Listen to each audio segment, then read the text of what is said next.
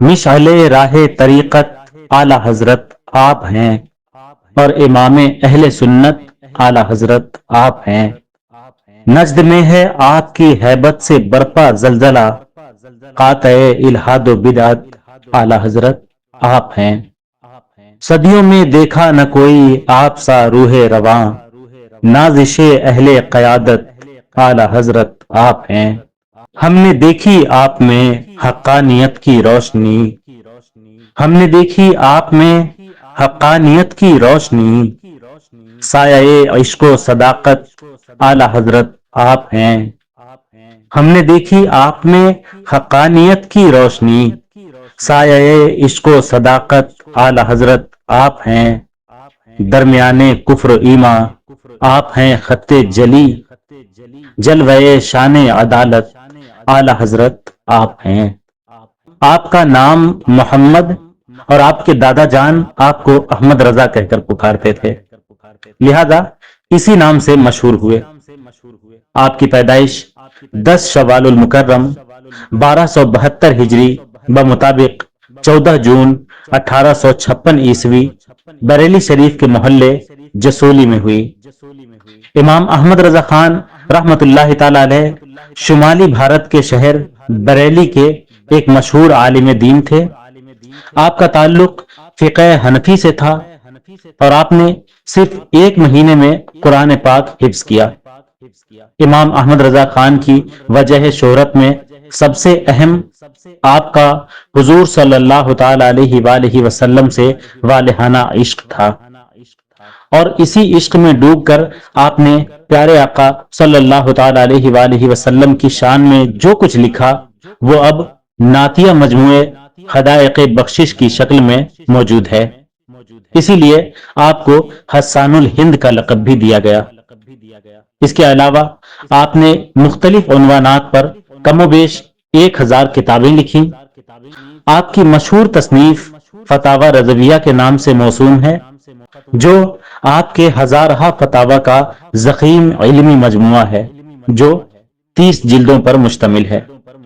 بر صغیر پاک و ہند میں اہل سنت کی ایک بڑی تعداد آپ ہی کی نسبت سے بریلوی کہلاتے ہیں۔ امام احمد رضا خان بریلوی رحمت اللہ تعالی علیہ کے عشق رسول صلی اللہ تعالی علیہ وسلم کی ایک جھلک ملاحظہ کیجئے۔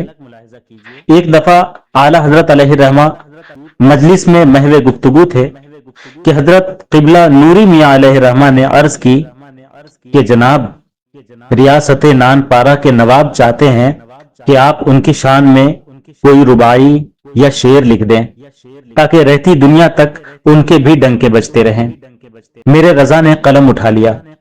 لوگوں نے سوچا کہ آج پتہ نہیں کتنا شاندار قصیدہ ریاست کے نواب کی شان میں آنے والا ہے کہ اتنے بڑے شاعر لکھ رہے ہیں، لیکن اعلی حضرت علیہ الرحمہ نے قلم اٹھا کر کسی نواب کی شان میں نہیں بلکہ پیارے آقا صلی اللہ تعالی علیہ وآلہ وسلم کی شان میں ایسا زبردست کلام لکھ ڈالا کہ جس کا ایک ایک حرف پڑھ کر دل باغ باغ نہیں بلکہ باغ مدینہ ہو جاتا ہے۔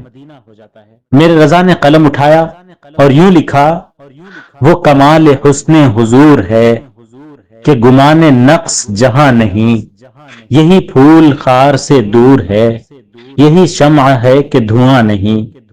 یعنی حسین تو دنیا میں بہت دیکھے، مگر ہر حسن میں کوئی نہ کوئی نقص یعنی برائی لازمی ہوتی، لیکن میرے آقا صلی اللہ تعالی علیہ وسلم کا حسن ایسا ہے جس میں نقص تو کجا، نقص کا گمان تک نہیں۔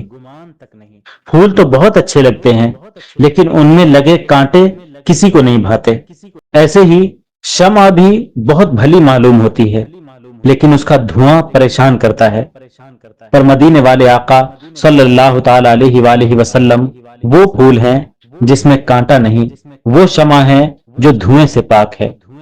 اور کلام کے آخری شعر میں تو کمال ہی کر دیا، کیا فرماتے ہیں کہ کروں مدح اہل دول رضا، پڑے اس بلا میں میری بلا، کروں مدح اہل دول رضا، پڑے اس بلا میں میری بلا، میں گدا ہوں اپنے کریم کا، میرا دین پارہ نان نہیں۔ مطلب میں اپنے کریم آقا صلی اللہ تعالی علیہ وسلم کا گدا ہوں، میں دولت مندوں کی مدح سرائی کیوں کر کروں؟ ان کی شان میں قصیدے کیوں لکھوں؟ میرا دین کوئی روٹی کا ٹکڑا تھوڑی نہ ہے کہ چند ٹکڑوں کے لیے اپنا دین بیچ ڈالوں۔ جسے آقا صلی اللہ تعالی علیہ وسلم نے خرید لیا ہو وہ کسی اور کے ہاتھوں پر نہیں بکتا۔ کیا عقل نے سمجھا ہے، کیا عشق نے جانا ہے، ان خاک نشینوں کی ٹھوکر میں زمانہ ہے۔ آپ کی وفات 25 صفر المظفر 1340 ہجری بمطابق 28 اکتوبر 1921 عیسوی کو جمعۃ المبارک کے دن ہوئی اور آپ کا مزار مبارک بریلی شریف ہند میں ہے۔ یہی کہتی ہے بلبل باغ جنا کہ رضا کی طرح کوئی سحر بیاں نہیں ہند میں واصف شاہ خدا، مجھے شوخی طبع رضا کی قسم۔